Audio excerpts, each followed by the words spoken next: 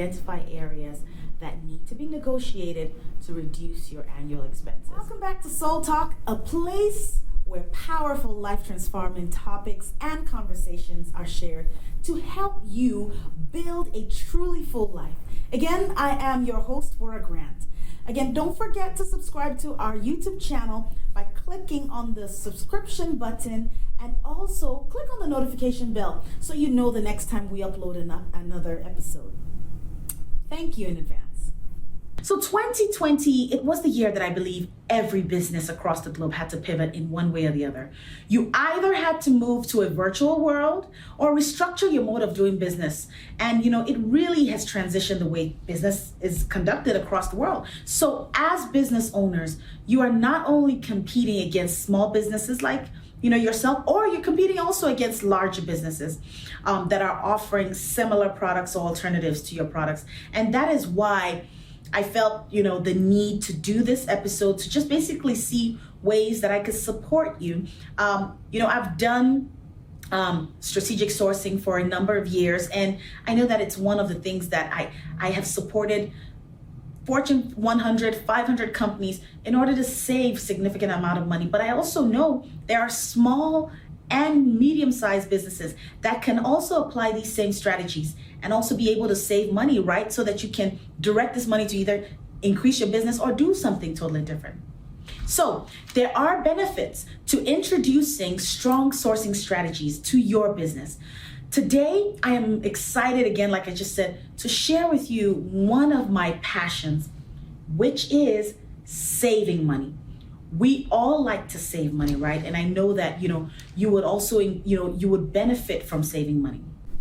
So you may ask yourself, how can I save money with all the piling expenses from either, hiring more employees or purchasing new hardware, software for your business, or just your day-to-day business purchases like office supplies, that keeps your business engine humming. So, what I want to share with you are ways in which you can see 5, 10, 15% savings on your run costs. So you can use this money to either scale your business, like I just said, or just simply build another arm of your business.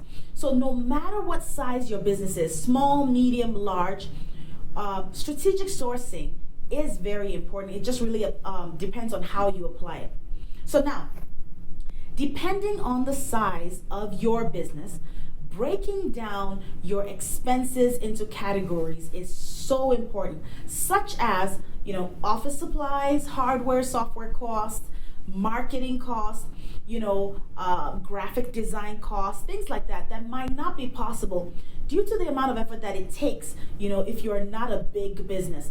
But what I want to share with you today is to recommend some key strategies that you can apply to your business and basically see savings, right? You may not have an annual revenue of billions of dollars, but you can apply some of these principles depending on what your annual revenue is. So, again, who does not like to save money? We all like to save money, correct?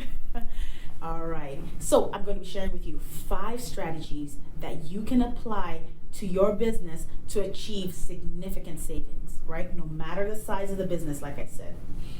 Hear this now. Managing your expenses is so important. You have to manage your expenses almost like a big firm, right? Imagine, think, and act like a big organization. Sometimes when your business is not at the scale of, larger organizations with millions or billions, like I said, in revenue, you tend to focus more on just the overall operations and less on that procurement purchasing piece, right? But if you're able, like I said again, I'm reiterating, I'm repeating myself. If you apply these basic strategies, you can also benefit from these sourcing tips I'm about to share. And you can see I am so passionate about this because I have done it for large organizations. I have done it for myself. I've done it for smaller organizations, and the value is tremendous. So the first thing, leverage technology, right? We are definitely in a technology age. We're in the digital age. And if your business is not plugged in, this will definitely be a sign of your business not moving with the times. For example, can I just share with you, well, you already know, the demise of Polaroid. right? BlackBerry. Who uses a BlackBerry anymore? Right? And so I'm sure when you go back and look into the engine and break down some of the reasons why they're no longer in business, it may be part of this, which is, sourcing. How did they handle their sourcing strategies? So your business, I'm sure, is subscribed to cloud-based software one way or the other. Everyone has a smartphone right now. So there are so many open source softwares that you can use for your business that you're probably spending more than ever on subscription for these services. For larger organizations, you should be investing in well-developed ERP systems. And what is an ERP system? It's an enterprise resource planning system. But for smaller businesses, you should seek open source software, right, that offer end-to-end management, from keeping tracking of your invoices, your contracts, your inventory orders, and payments, all the way to managing your documents and supporting your electronic point of sale system, all wrapped into one clean interface. So this helps you to know what you're buying. It helps you to know when you're buying it, and it also helps you, how are you making these purchases? Are you making it, you can basically build almost like a trend line, giving you in-depth understanding into what your business is all about on an annual basis. It's very important, right, to gain a deep understanding of they call it spend, but it's, your expenses in a year. And to gain insight into those categories of spend for your business, because this will help you to identify areas that you can reduce costs. It will also help you optimize your supplier base. And what do I mean by your supplier base? It's anyone outside of yourself that you are purchasing things from. And this helps you to manage your risks more efficiently. The same theory applies. Dream the life you want to build, and then build it. Seek out vendors or partners who understand your business, and they have this relationship with key suppliers that will help your business run, right? Having a strong supplier relationship helps you to identify suppliers that do the same function and seek to consolidate with one vendor at a time. And what do I mean by this? Instead of you having 5 different vendors, hey, you can take a look at your vendor base and see, out of these 5 vendors, which of them maybe does 2 of the functions that I'm paying a premium somewhere else. Consolidating your supplier base, you can have better volume with these vendors, you can negotiate it. So these are some of the strategies that you can apply to your business, small, medium, or large, right? And this way you can save money to your spend. Building strong relationships with your suppliers, they lead to increased bargaining power in negotiations, which can be a win for both you and the supplier. So, you staying in business is good for the supplier. It's also good for the supplier, and you saving money is good for you, right? So it's a win-win situation. So, again, build strong relationships with your suppliers. And, for a small business, your supplier is, Office Depot, right? Get to know the manager, get to know the Office Depot rep. So you can know when there are deals, there are discounts coming in, you can apply that. And then if you have a big volume that you want to purchase, or you have something that is coming up and I'm going to be spending a lot of money, that's a great time to speak with them and say, hey, can I get a discount, right? It never hurts to ask for a discount. The next strategy that I would like to share with you is reviewing your supplier list and your contract terms. I cannot express how important this is. You never take a document and just sign it. We all know that, right? But it's also important to look at your supplier list. And what does that mean? Who are you buying your raw materials? Who are you buying your fabric from, your equipment from? Evaluate those suppliers. But then how can you evaluate your suppliers if you don't know who they are, or you don't know how you're not tracking, right? So evaluate your suppliers by tracking their performance over the past year in terms of, for example, how flexible were they with you when you were going through a downtime in 2020 during the COVID pandemic? How flexible were they with you? Have they been on time in delivery? If they say 3 days, did it get there in 3 days? Their costs. Have the prices increased? And one of the things I like to look at is when I'm looking at my supplier list is from the cost perspective, what is driving your cost increase? If you tell me, yes, my cost is increasing because let's just say you're buying a laptop. I'm sure the computer cost would have gone up because maybe it was hard to get some kind of hard drive or some RAM, something within that computer is allowing that cost to go up. But I want to understand, why is that price going up? The pandemic, for example, we all know how it was so hard to get PPE.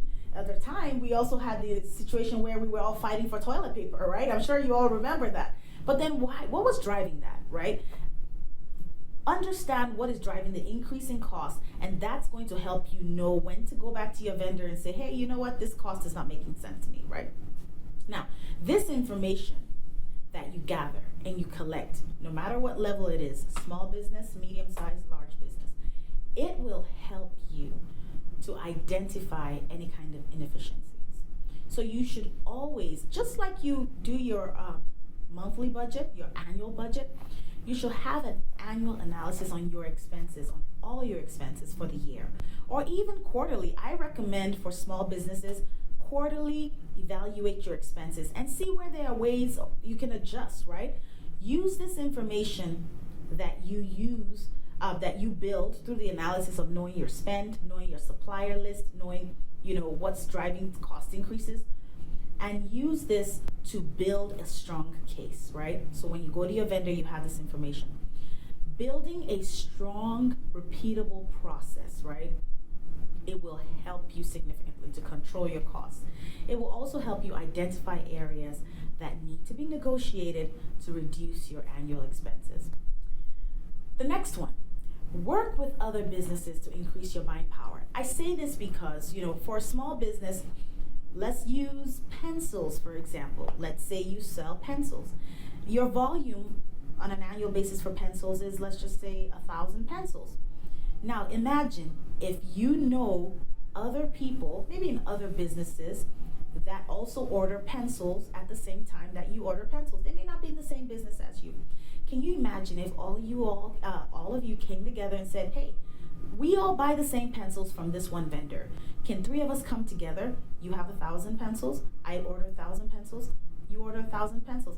3,000 pencils. You both all go together to this vendor and say, hey, we're going to purchase 3,000 pencils from you.